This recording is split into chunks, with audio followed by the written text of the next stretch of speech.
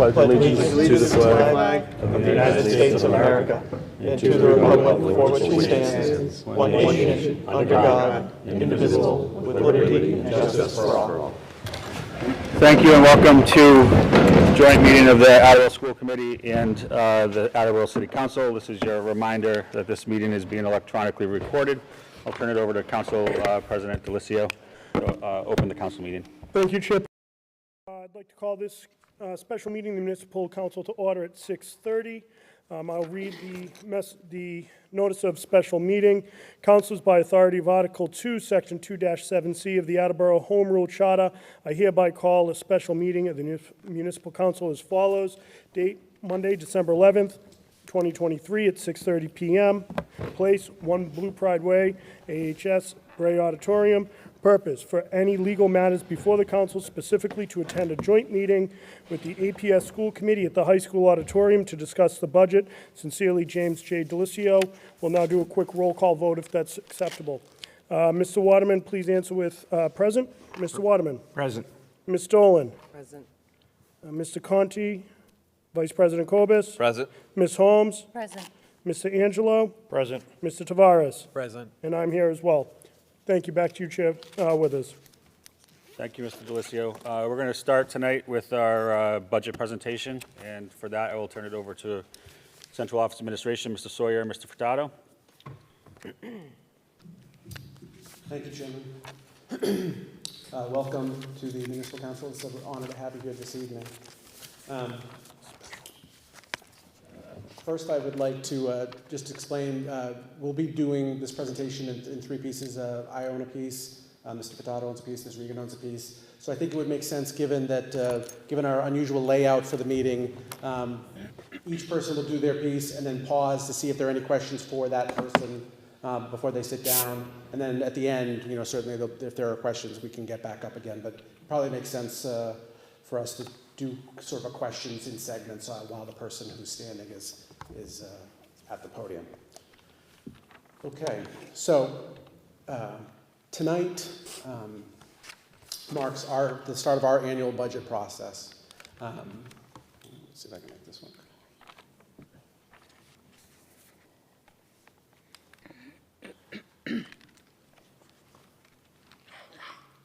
It's working earlier.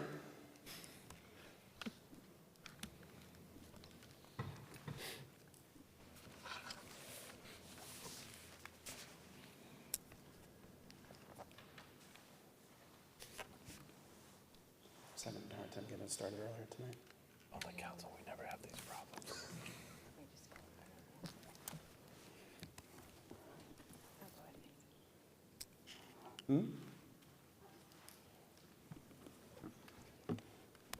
I apologize.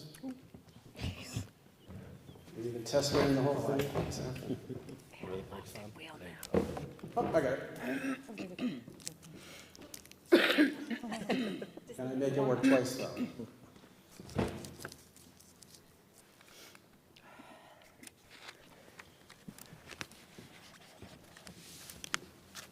right, you stand by the way. Anyway. I'm sorry about this. Okay, so we have some basic goals for this evening. First, I want to spend a little bit of time talking about why we begin our budget process this early, right? December seems early, it is early, and I think that there's a really strong reason, and that's something I want to spend a little bit of time talking about. After that, we'll talk a little bit about FY24. There's some updates that I think are important about where we stand in this fiscal year. That they certainly affect our thinking about next year as well. Then we're going to provide our estimate for level services for FY25. That's the start of our annual process where we do our best to inform the committee as to what next year would cost if we made no changes to what we're doing this year. So, you know, the cost of everything goes up, context change, and so just to leave things exactly as they are has a different cost from year to year. And so as a starting place for the budget, we need to understand what does what we're doing now cost next year, and that's a big part of what we do. So that's the next part. Then we want to set some educational priorities for the budget process. As we get into the weeds, trying to figure things out, it's easy to lose your way, and it's important to start that process with a clear understanding of what you're trying to accomplish to ensure that you end up with a result that strategically satisfies what you're trying to do. And then we'll just make sure we understand how we go from here. So with these goals in mind,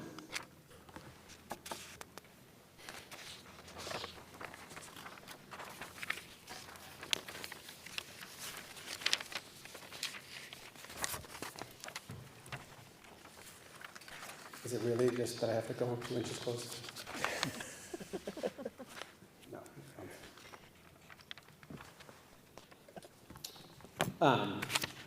I'd like to start to talking a little bit about why we do this, why we do this. I think it's very important as a starting place to recognize that a budget is an expression of values, right? It is often said, you know, put your money where your mouth is, right? We talk about things, and what we decide to include in a budget speaks to what we care about.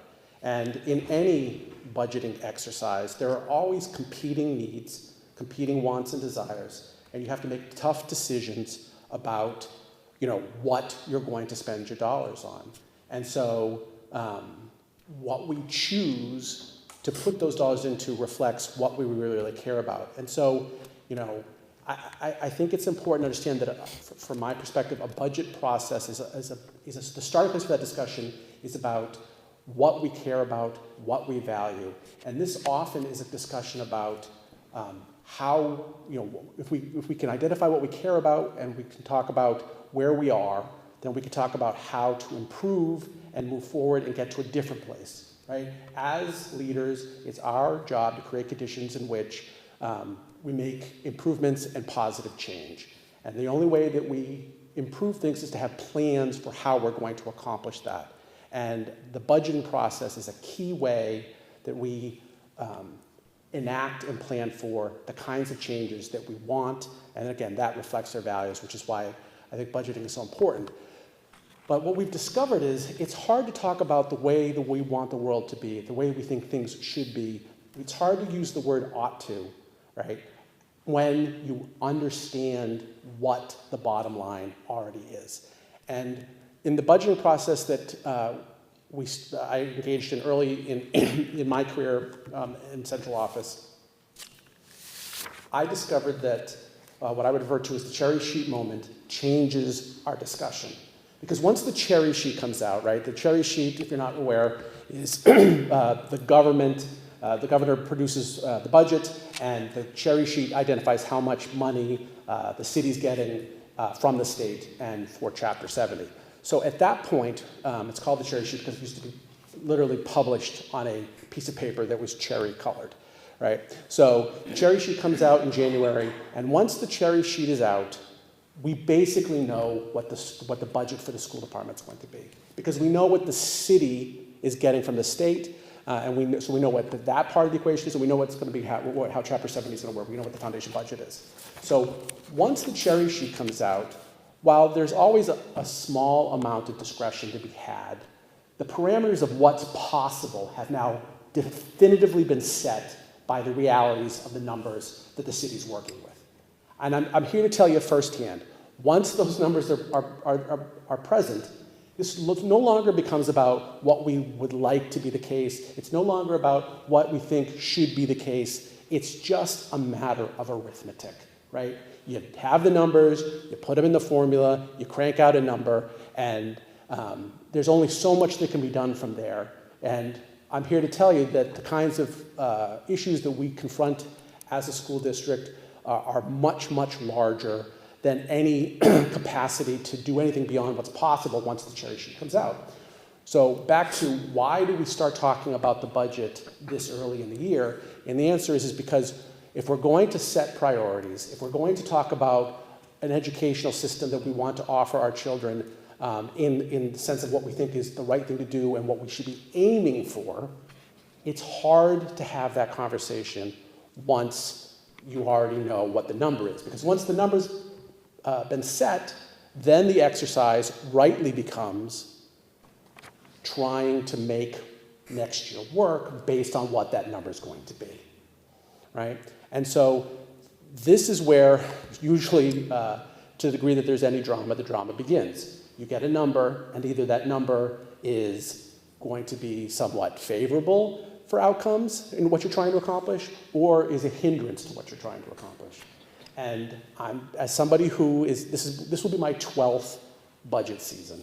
And in those 12 years, I've lived through years where the number that came out on the cherry sheet was a problem for the school district's operations, and I've lived through years in which it was favorable. The problem is not what we have as a community often thought of as a budget problem. I don't think that the Attleboro Public Schools have a budget problem. I would also say that the city doesn't have a budget problem, because budgeting is about knowing how much you have, knowing what you have to spend, and making sure that those two things are in line with one another, right? And as a community, I think we do an excellent job of understanding what we're going to have and planning to use it as effectively as possible. I would say that we're excellent at this. And that's why, even though in certain years we have challenges to face in our budgeting process to get to where we need to be, I think we've done really strong work on behalf of the residents of Attleboro, making the most of the dollars that are available to us to do the best possible job that we can. I would say that it is not a budgeting problem, because the number is what it is, and we have to make it work, and our team and everyone involved will do what is necessary to get us to where we need to be. I would say that the problem that we face is a funding problem. And there's no reason to talk about funding while we're budgeting, right? Once the cherry sheet comes out, we have a number, we know what that number is, we need to make plans to deliver the best possible education we can with those numbers. That's the job. That's budgeting. That's not really what the problem is, and that's the work. So this is the one moment in the process where I think it's appropriate to talk about the bigger picture that we're doing that budgeting in, right? And that's the reason for this presentation in this moment. So the key point about all of that I want to end with is, if we go to the next slide, which is a chart. No, nothing to business.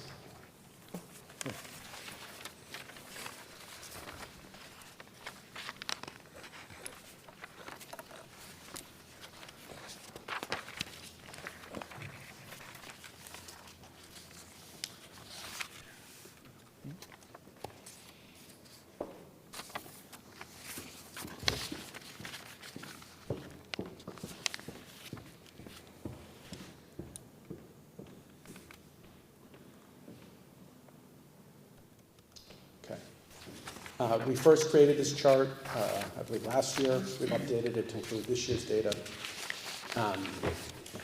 People in the audience, sorry if the numbers are a little bit hard to read, but basically you get the gist of things. The blue line is the per pupil expenditure in Attleboro. The orange line is the average for the state. And for those of you who are statistically sophisticated to point out that averages can be skewed, and therefore sometimes median is the better number, I would just let you know that if you plug in the median, it's no different. In fact, the median actually works out worse for us, because 2/3 of the state are above average. So you have to think about what kind of math creates that situation, but I'm here to tell you that that's the case. And so there's two things that are going on here. So the line graph shows you that the trend here is that we as a community are falling farther and farther behind average spending in education. And to graphically demonstrate that, the bar graph, which is overlaid over these line graphs, shows you in dollars what we would have if we had average funding. And as you can see, that gap between spending here in Attleboro and spending at the state level continues to grow. Now, it is the function of averages that some people will be below average and some people will be above average. And it is a reality in our community that we are not going to be one of the wealthier communities in Massachusetts, at least not in the foreseeable future. So this is a reality that we face, and is not going to be changed by wanting it to be different. That is fully understood. But the grim fact is that if you judge education spending in Massachusetts, Attleboro's per pupil expenditure puts us in the bottom 10%, the lowest decile. Some people argue that per pupil expenditure is not the best way to think about these things because different types of students require different needs and therefore cost different amounts. In fact, that's built into the net school spending number, which is why you'll see that the per pupil requirements for different communities differs, right? Some students cost more to educate, and therefore it's built in that they would have require a greater minimum. And so if you look at communities, some places are spending more than other places, but their minimums are higher because it's built in that they are required to spend more because we know that those students are needier. So you can look at the per pupil, which we're in the bottom 10%, but you can also look at what is referred to as net school spending. So net school spending is that minimum number, and that minimum number captures that complexity of what it actually costs to educate the kids that are in that district. And so many people argue that a fair way to compare districts is how much they spend in terms of net school spending. And the average in Massachusetts is 125%. Right? Again, the average community in Massachusetts spends on education 125% of the minimum. So they pay fully 25% more than is required of them. And I would argue that that reflects that most communities understand that you can't really accomplish what we are required to accomplish based on laws, regulations, you know, the accountability measures that we are being judged by at that minimum number. So most communities are paying more. And Attleboro pays more than the minimum, right? We currently are at 102%, right? So Attleboro, after years of only paying the minimum, has in the last several years been paying above. And I commend the efforts to make that happen. But the point here is that when you compare us on net school spending, Attleboro's in the bottom 10%. So we're at the bottom, in the bottom decile for per pupil expenditure, and we're in the bottom decile for percent above net school spending. And the fact of the matter is that, you know, there are certain communities that make one list but not the other, right? So if I'm a wealthier community, I can just spend more money on schools and make sure that I'm not in the bottom 10% of the net school spending list. There are other communities who don't spend a lot above net school spending, but they're not on the bottom of the per pupil expenditure list because they have lots of students with higher needs, and therefore their net school spending number is higher, and that keeps them off of that list. There are only 4 communities in the entire state that are on both lists, and Attleboro is one of them. So it's Attleboro and 3 other communities in the entire state that are in the bottom 10% of funding on both lists. And so when we talk about our educational needs, I think it's really important to understand that we are, as a district, funded basically at the lowest levels in the state. And I just want to pause to say that what we accomplish with those dollars is something that I think we should all take great pride in. And I want to take a moment to say that your employees at the Attleboro Public Schools, the educators, the teachers especially, right, they, through their tireless efforts, make up a huge part of the difference that we're creating for them by not having the kind of resources that other places have. And that's what this results in, is that when you look in the information given by the state about what we have in this district versus what other districts have, those dollars result in, you know, 150 people who don't work here, who should, and those jobs are done by the people who are here. And when you have fewer people, that means that you have to do more work to get the same thing done.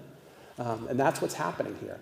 And so I'm not here to ring any sort of alarm bells. In fact, I'm here to do quite the opposite, which is to say that in this budget year that we're about to hear, we're going to be fine. We're going to continue to deliver good educational services to our students. We're going to continue to outproduce what you would think our results would look like based on the kind of funding that we're working with, right? That's something you can take for granted because that's the kind of work that we do. But as we talk about budgeting, we're going to get into how to make it work. This is the moment, I think, as a community that we have to say, the trajectory here is something we should worry about. As that gap between what we're spending on our education, for our students versus what other communities are doing continues to widen, there does come a day in which I worry that we will be unable to keep up what we're doing now because, again, that gap keeps widening. And that's not a problem for this year, right? My message to you is that in this coming budget cycle, we will, with the dollars that are available to us, and I think we are very realistic about how this is going to work out, both at the local level and at the state level, we're going to continue to deliver the kind of educational experience that you've grown accustomed to. But this is the moment to point out that we are on a trajectory that at some point becomes a problem for us. And I'm not doing my job if I don't make sure that the community understands that this is the reality that we're facing, right? We will continue to do good work with the money that we have. And I think we should take great pride in what we do. But the trend here is something that should concern us. So that's my message to you before we get into Mr. Furtado's presentation of what next year looks like. I'll pause if there are any questions.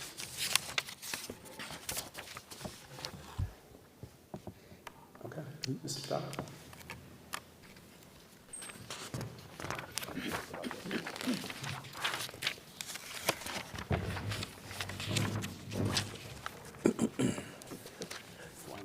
Oh, that's right.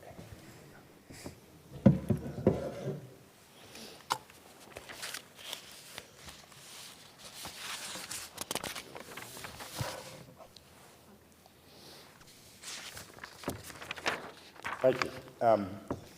We're going to start with a brief visit to the current fiscal year, just to get you some context as to what next year means. We are currently operating on a $98.3 million budget. $93 million of it is, as Superintendent Sawyer alluded to, called net school spending. Those are the dollars that are measured by DESE to tell you how you're spending per student. Another 5.3, which is not net school spending money, in transportation. So a total of 98.36. In addition to that, excuse me, we still have pandemic relief funding. In our case, currently, it's called ESSER 3. It expires in September of '24, and we're operating about $2.5 million on ESSER 3 funds in the current fiscal year. So what that means is that those costs either have to disappear, which we certainly have a hope of not doing, or be assimilated into the operating budget. So what those funds are being used for is we have a virtual academy for students who are very reluctant to return to school after the pandemic experience they had. We've got about 30 students in that program. We have a family engagement and support service operation. Again, the purpose of the pandemic support funds was to provide social, emotional support to our students and families. So that operation was put together to do just that. They are extremely busy providing those supports to our students and families. And then academic support to our students in the schools who suffered some loss during the pandemic. So we have a concentration of professionals at the K-2 level, making sure that those students get off on the right foot and in a channel that makes their success more likely. In addition to those things, we have an intent to continue our work in improving air quality throughout the district. We just completed about $6 million worth of work with Train through a performance contract in 6 of our buildings. We have one school, the Willett Elementary School, that still does not have air conditioning, so we hope to use ESSER funds for that purpose. Thatcher Elementary, which houses most of our special needs programs, both during the school year and in the summer, is about 40% air conditioned. So we hope to complete that system through ESSER funds. And then in Studley Elementary, we discovered half dozen spaces in the building that have no air conditioning yet. It's an artifact of piecemeal work over the years that we hope to complete. And with those projects, we will be 100% air conditioned throughout the district. We have other sort of pandemic-related liabilities that we are going to continue to face going forward, particularly homeless families. There's a liability on the district's part for any Attleboro-based families who lose their housing. We are required to transport them to the schools they were attending. We surpassed the number of students served last year, which was an all-time high, this year in October. So that continues to accelerate in terms of a trend, extraordinarily expensive to do, and we'll be keeping an eye on that. And finally, in the rest of our buildings, as I said, we've done all this work. We've also instituted a guideline to double the number of times we change our air filters. Again, just to provide kind of a sense of security for our staff and families for our day-to-day operation of the buildings. So in that context, what does next year look like? We have to absorb the ESSER funding. We have circumstances that are going to require some additional funding. We just negotiated a new electricity commodity contract 2 weeks ago. Our rate went from, which was, we understood a very good rate of 9 cents per kilowatt hour, all into 13, which is still, relatively speaking, in today's world, a good rate, but it's going to cost us some money for that. We have a gas contract due in April. We'll be in the same boat there. CETE programs continue to expand. Need some funding to both bring in the teachers and get some equipment and supplies in those programs, and then continue to develop our curriculum and materials for our students. Also for 25, so we are in the first year of new labor contracts. We have a rationalized wage scale for our teachers, where the cost impact of doing that is going to come into effect next year. That's a somewhat pricey endeavor. Health insurance, which the city has kindly warned us about, a 1% increase for us is $140,000. We're using 6% as a budget number, which is nearly $1 million in health insurance cost increases. Special education continues to accelerate at breakneck speed. Last year, tuitions in special ed went from an 8% increase in collaboratives to a 12% increase in private schools. We are budgeting a 6% increase, which translates again into $400,000. And then again, as I mentioned, McKinney-Vento, which is the homeless transportation and special needs out-of-district transportation, continue to accelerate. We were hurt during the pandemic due to enrollment. A big part of the state's formula for funding schools has to do, obviously, with the number of students attending school. We saw about a 200 student drop during the pandemic. And education is principally fixed costs. We can't get rid of a building, when we lose a couple of hundred students. So that was a significant problem in 19, 20, 21. In 22, 23, the numbers kind of bounced back to pre-pandemic levels. And this year, we're up pretty significantly.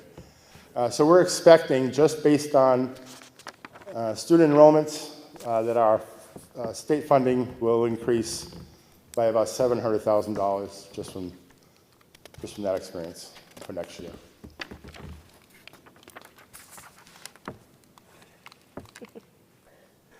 Might have to keep moving it down. Yeah, oop. Uh-oh.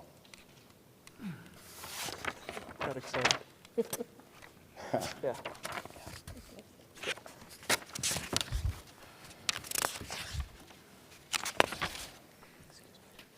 All right. So, as the superintendent explained, we do the math to say, listen, nothing new, nothing different. Cost escalation for our contracts, both in terms of services and as well as labor. What does that come out to for next year? That number is $103,784,000. That's about a 5% increase over the current year. That includes the extraordinary expenses of bringing things over from ESSER, and taking on the additional health insurance costs. So without that, that number would be about 2.5% increase, which is where we expect to be, generally speaking, on a year-to-year basis. And as I said, this year the municipality approved $98,322,000, resulting in an increase in new funds of about $5.5 million. Now that needs to be understood in the context. Those dollars come from both the state and the city, and does not include any surplus we generate this year. We have been directed by the city to fully exhaust the $6.3 million in ESSER 3 funds. If we do that, we will likely end the year with a meaningful surplus that will help address some of that $5 million.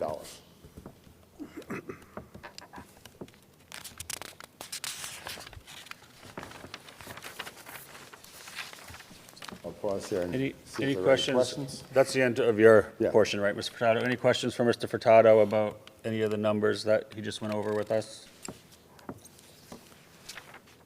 Can you say that last part again about the 5 million in using that? I just didn't understand it. Sure. So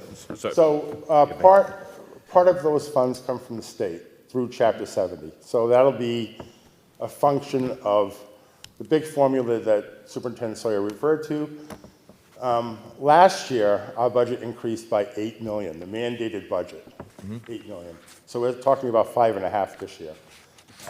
So again, that's why Dave said, it's probably not something to be concerned with at this point in time. We haven't gotten any state numbers, so we don't know for sure. But it's significantly less than what we received for 24. In addition to that,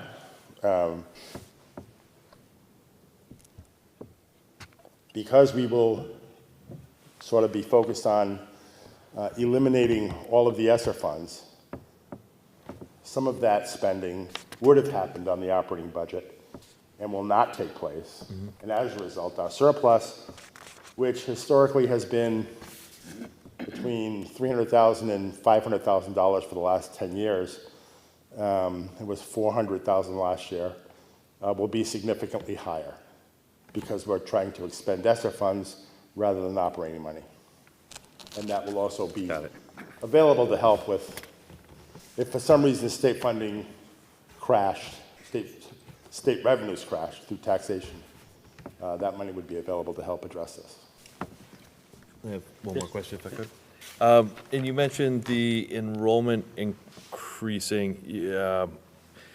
How many students is that? And I know you don't know for sure, but is that estimated to be as a result of the new high school, or I would assume yes, but I was just curious. Yeah, the enrollment at this building is probably in the neighborhood of 200 and 250 students above where it was when we left the old high school.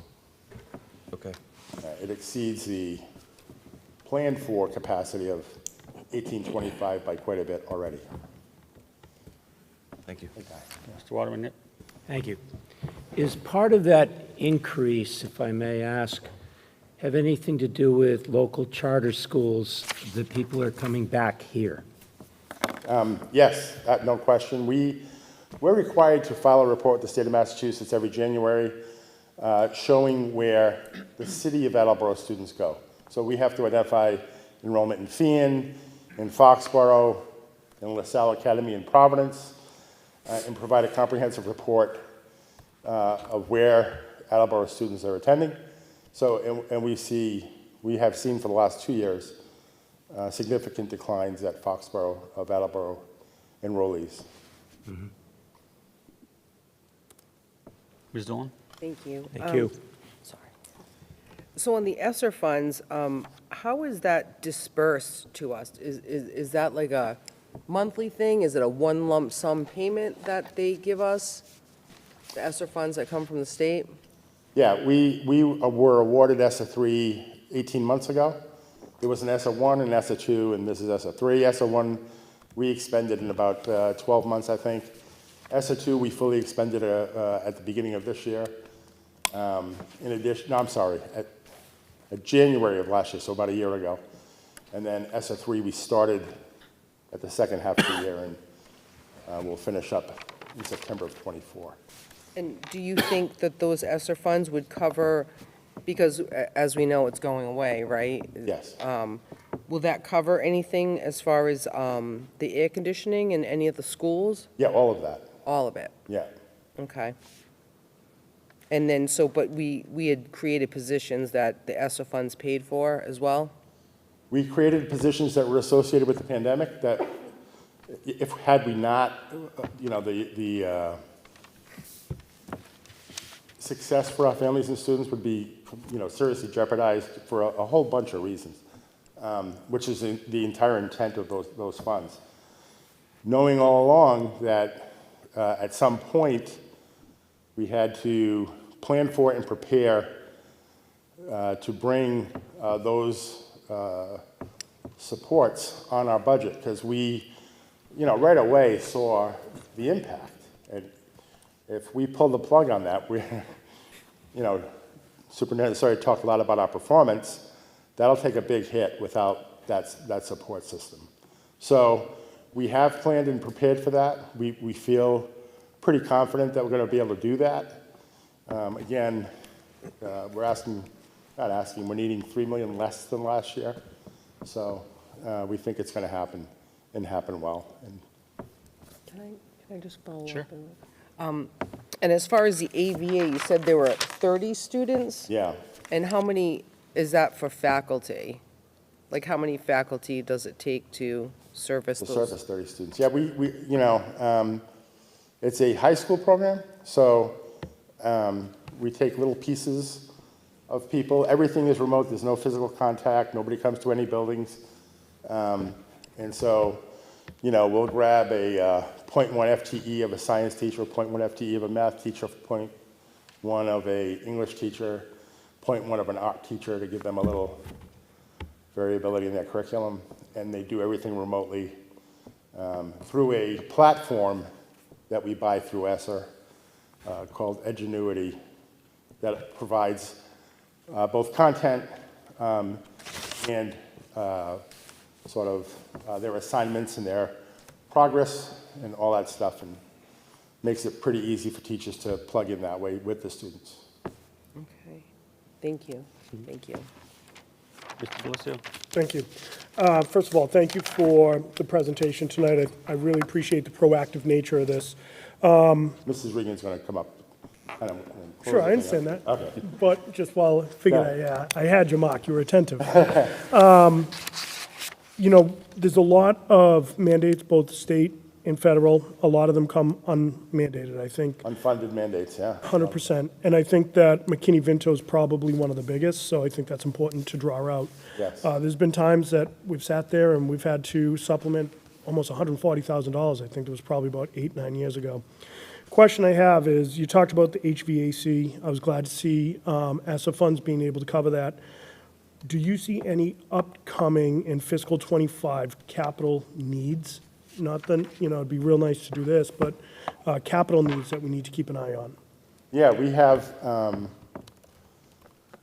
lot of sort of structural issues with some of our buildings. I'm going to, you know, if I did a rank order by cost, we have the roof at Thatcher, which has been a problem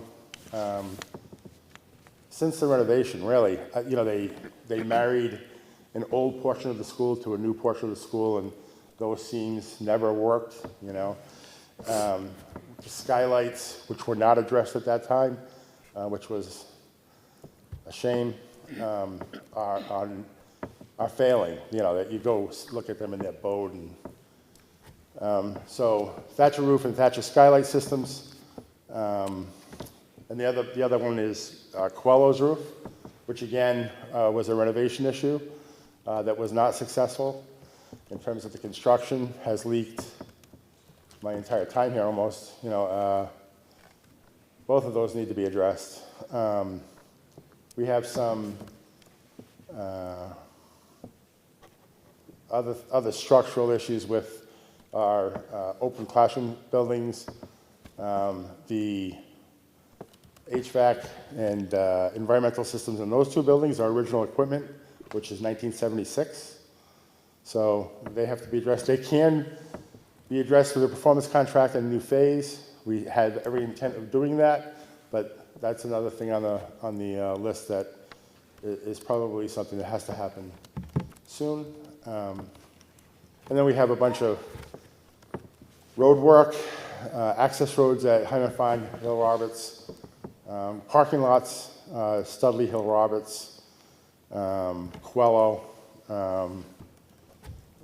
and then a significant parking lot issue at Thatcher, where we are, in terms of students and faculty, far oversubscribed in the building relative to the parking spaces. It's become a little bit of a neighborhood issue, and we have plans in place to reconfigure the upper parking lot in what was originally the front door, and ran into environmental concerns there and had to get some engineering done, but that's another big paving job that we need done. So those kinds of things. All right. Thank you. Thank you, Chair. Mr. Manager? Thank you. Mark, I just wanted to confirm on the ESSER funds, because at one point in time, we weren't sure we would be able to basically use all of ESSER 3 in time.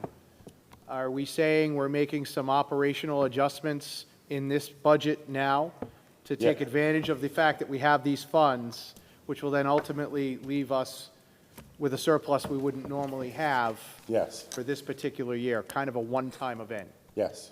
Thank you. All right. Thank you. Mr. Furtado.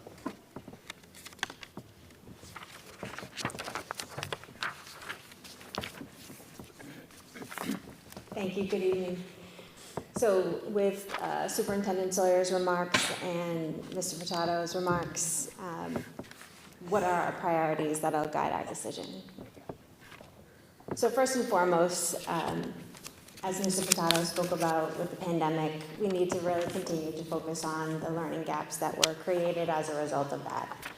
Our teachers every single day focus on our students' needs. They focus on behavioral needs, social emotional needs.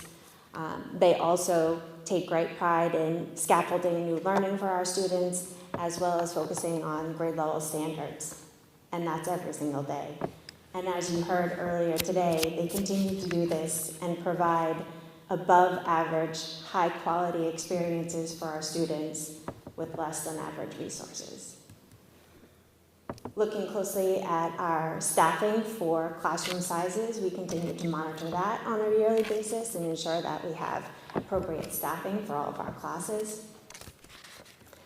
Increasing for inclusive practices was a pre-pandemic goal, but now in a post-pandemic environment, it's even more important. Our students with disabilities continue to need more support and services. Our enrollment for our English learners continues to go up. We're up at about 100 more students than we were pre-pandemic. And as you also heard this evening from Mr. Furtado, the operational costs for this new building, including staffing, utilities, and equipment and maintenance, is something that needs to be incorporated into the budget. And then finally, as you heard the most recent slide, the specific areas that ESSER has been funding over the past 3 years are something that our students have come to rely on and that we would definitely like to maintain. And as he mentioned, the K-2 paraprofessionals, they have been explicitly trained in specific programming and direct services for our students to really support them in their phonics skills, to get them reading so that we can close some of those learning gaps that I talked about at the top of this slide. The other area that we want to maintain is the ADA, which is the Attleboro Virtual Academy, with the learning management system and the staffing that's currently employed to support those. And the other one that he spoke about as well is Ms. Palma, the Director of Family Engagement and Assistance, and the Welcome Center. The Welcome Center, over the past 2 years, has been able to provide resources for our most at-risk students and families. We've been able to increase communication with all of our community, and we've also been able to put in some specific systems and processes for families to get the help that they need. Another component for that is that she's also supporting our classroom teachers with behavioral strategies. And overall, the Welcome Center and Mr. Palmer's whole team have become an invaluable resource to the entire district, and something that we definitely want to maintain. And so in thinking about all of these different components that you heard this evening from Superintendent Sawyer, from Mr. Furtado, I don't think anything that's on these slides is something that you haven't heard us speak about already. These are our goals, and these are the items that are most important for us to continue to have this district continue to perform the way that we have been.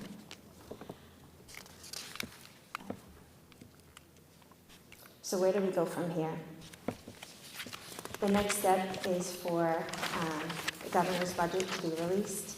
So the famous cherry sheet, once we receive that, that's when we start to take a close look at some of the information that we talked about this evening and start to make some difficult decisions. From there, we have the release of the House proposal. We'll present again in April to the school committee. And then finally, we'll have the we'll have the reconciled budget in June.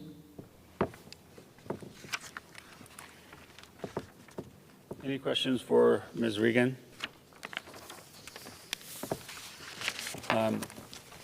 Well, I'll open up to any other questions, but I first want to thank the Municipal Council, President Delicio, for arranging to have the Municipal Council join us here. I think it's important that we start this conversation early and have a transparent budget process.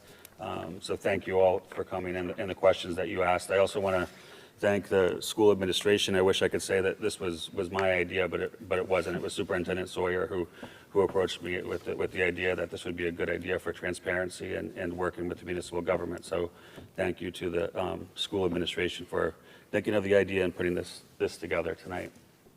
Anyone else have any questions, Mr. Delicio?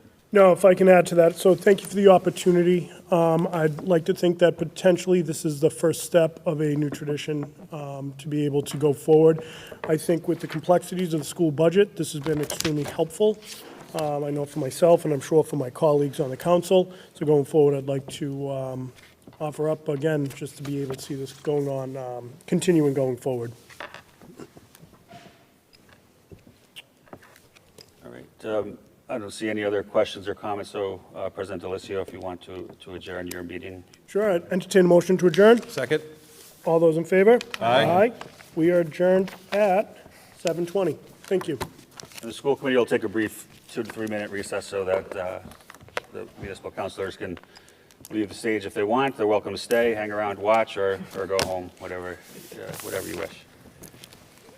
Thank you. Thank you. Thank you.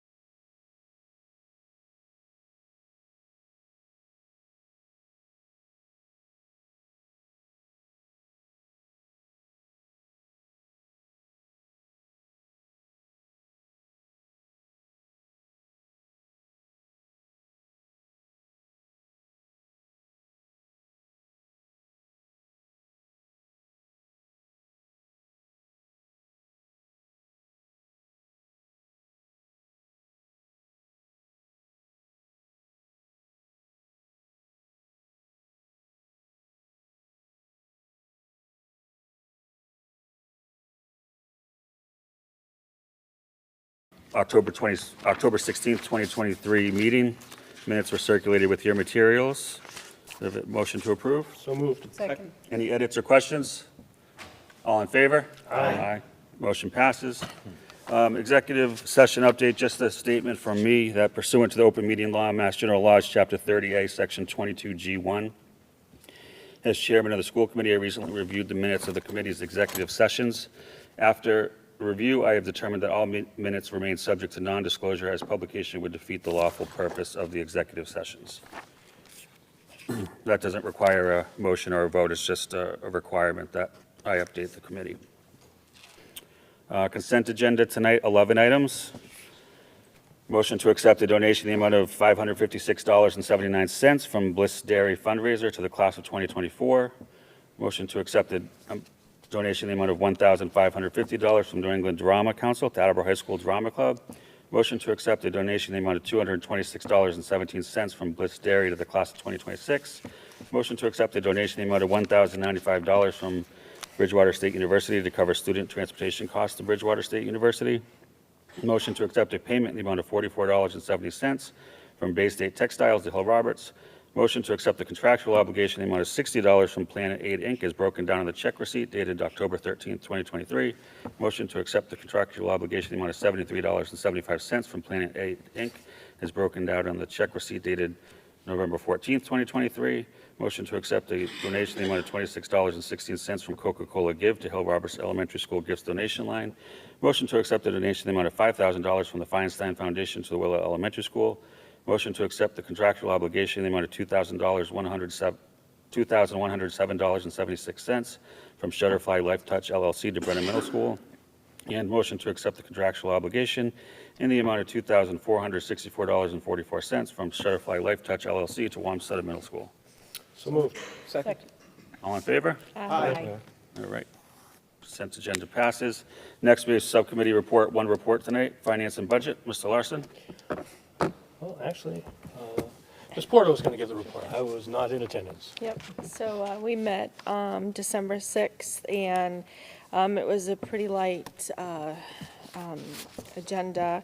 There's basic budget is on track. We did speak about the special education McKinney-Vento. It's stabilized, but we should probably see uptake in spending in January and March. We were, the grants are being worked on, and utility report shows expenses are higher in Studley. But we were discussing that is because billing hasn't been, was an issue with the utility company. And the MSBA update, the high school does have a few punch list items, and they are working on closing those out. And there was no motions to bring forward. Thank you, Ms. Porto. Thank you. That concludes the subcommittee reports tonight. Mr. Geddes asked for new business before opening forums. Mr. Geddes? Thank you, Mr. Chairman. I think it's no secret that tonight is your last meeting after a very long service to this committee. In speaking with the members, the individual members of the committee, I know that many of them would like to take a moment to express their appreciation, and so I'll invite my colleagues to do so now. Ms. Johnson? So I just wanted to say that it's going to be very, very different next year, because I have never been on a school committee that didn't have you as a chair. So that will definitely be different. And I definitely want to thank you for your leadership. You and I didn't always agree on the same ideas, but one thing I really appreciate is that you were always able to separate the idea from the person. And one thing that I know that I could always count on whenever we would have a conversation is that it would be frank, it would be truthful, and it would be respectful. And I think that the way that you have led the committee and how you have treated others on the committee and throughout the community you've been a real role model, and I appreciate that. Thank you, Shannon. You're welcome. Mr. Domenici? Thank you, Rob. Chairman, it's been, I can't imagine over the last 10 years, when we think about the different events that have taken place, I got involved right on right at the pinnacle of some really tough budget years, which resulted in some hardships in the school community, which brought a lot of hardship to the city as overall. And I got on, and there was a lot of repairing to do. And then as that process, as that good work was starting, we got hit with a global pandemic. And we were tasked with trying to navigate health decisions that no school committees should rightly have to do. And again, there was a lot of division amongst the community as to which way to go. But you guided us through that process, I think, as best as we could. And on top of all that, we have this brand-new high school, which was significant because it was happening shortly in the process of dealing with operational budget issues, navigating through COVID. There was a lot of community building that needed to be done to get the support for this building, and the city as a whole, the community did step up and see the value of it. Any one of those things on its own merit, you could sit here and say, job well done for navigating a steady hand during all this. But these things all happened during your 10 years. I don't imagine that this could have been handled any better. I think Attleboro has been better off for your leadership. This school committee has been better off for your leadership. You will be sorely missed, but congratulations on 10 years of service. And we look forward to hearing from you from the other side of the aisle from this point forward. Thank you. Ms. Sawyer? Thank you. Shannon and Scott couldn't have said it better for me. And thank you for everything. So I'll be super short. Thank you. Appreciate it. Thank you. And enjoy your freedom. Thank you. And I hope to see you at church. Mr. Larson?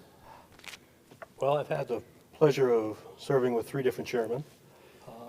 Your professionalism, your leadership style, it has certainly been my privilege to serve with you.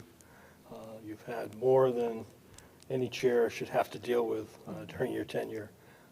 And I think you did an incredible job with it. So my eternal thanks. Thank you. Mr. Frappia? Sure, thank you. So, Chairman Withers, it's been a pleasure serving under you for the last, my first term here, and it was great to learn under you. I will miss being mistaken for you at Seabra a few times. And it's sad to see the bald caucus will be down to 1 on the school committee in the coming term, but good luck in your next venture, and we hope to see you around. Thank you. Well, Mr. Chairman, it was really exciting to kind of sit with you on this board. I learned a lot. Coming in at the first year of the pandemic was a challenge, and you definitely navigated and led the committee to a good success. Thank you very much. Thank you. Thank you, everyone. I think everyone summed it up very well. This has been a remarkable 10 years, and I think your leadership will have a long-standing impact on this district that I think we won't necessarily fully understand for quite some time. I know we're not going to hear the last of you after, 7:45 or whenever we finally leave. I will say I did hear from our state delegation who had planned to make it here tonight, Representative Hawkins and Senator Feeney, but neither one of them were able to. I found out shortly before the meeting. But I can confidently express their good wishes and their appreciation for all of the work that you have done, both locally and in supporting them in their efforts to further improve everything within their power for the Attleboro schools. We do have one gift for you right now. I will leave it up to you as to whether or not you would like to open it now or wait until after the meeting. Is it going to get us in trouble? Well, I guess I don't care. It will not get us in trouble.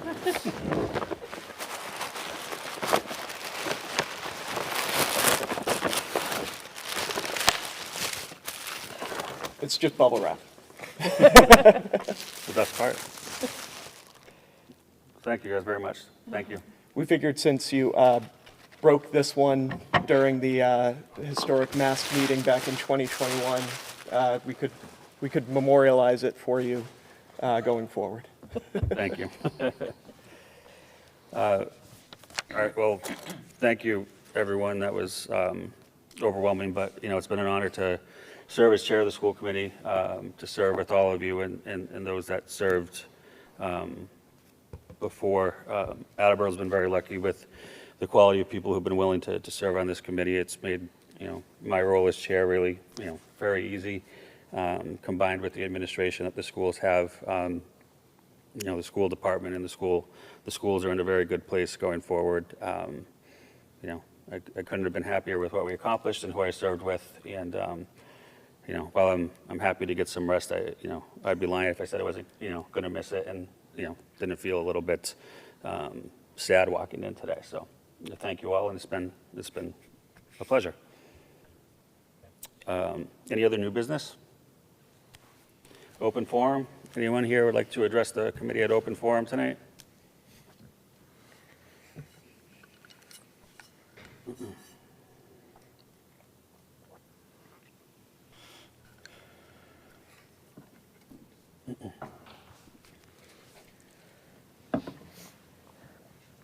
Good evening. Hello, Hello, school committee. Chair Withers, I'm here as a parent, a resident, and as the mayor to thank you for your service to the city. You had a heck of a 10 years. Certainly a lot has happened, but in my opinion, what's been most important are not the trials and tribulations that you had, but the way that you conducted yourself through them. In today's political environment, and indeed our whole social structure, I think to model decorum, respect, and fairness is absolutely paramount, and it is something I aspire to do myself, and I think you have done it very well, and I thank you for your service. And when your break is over, there's plenty of opportunities on other boards and commissions, Conservation Commission, the Sustainability Commission, whatever you want to do, Mr. Withers, you are more than welcome to come back in some other capacity. So good luck, enjoy, rest, and relax. Well done. Thank you very much. Anyone else who would like to address the committee at open forum?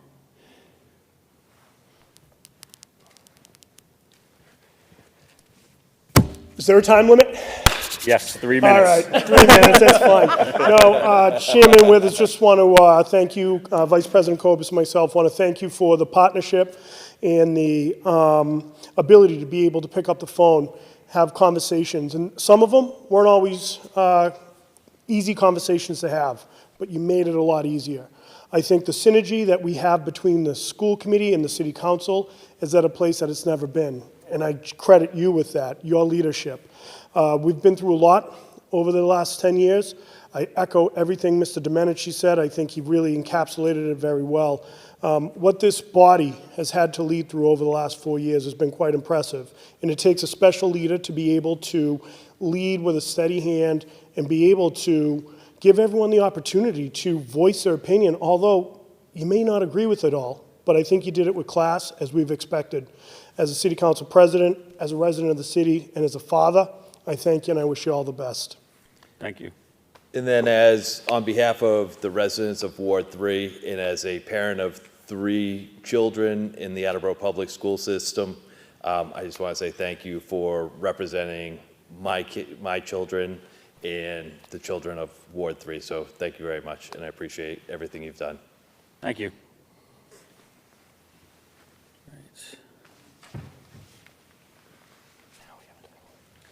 Hadn't planned to speak, Steve, but I do want to thank you on behalf of the entire community.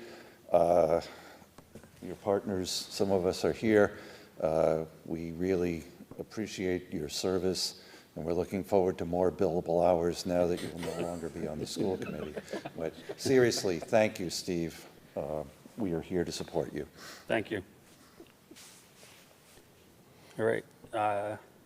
Seeing nobody else, I will close open forum and entertain a motion to adjourn. So moved. Second. All in favor? Aye. Congratulations, sir.